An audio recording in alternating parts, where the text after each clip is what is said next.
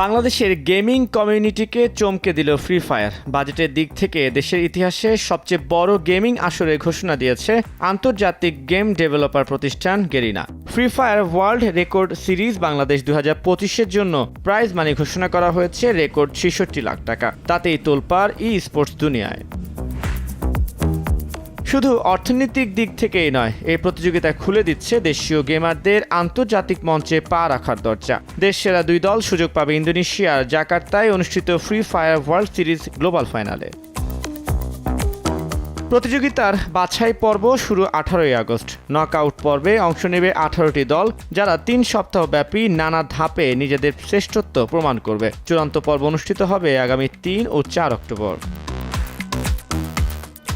ই sports লাভারদের কাছে গেরিনার এই ঘোষণা কেবল প্রতিযোগিতা নয়, বরং দেশের উদীয়মান গেমারদের আন্তর্জাতিক অঙ্গনে প্রতিভা প্রদর্শনের এক বিশাল মঞ্চ।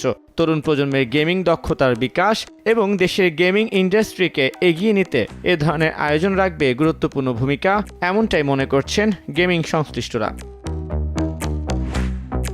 তানভীর হাসান, সময় সংবাদ, ঢাকা।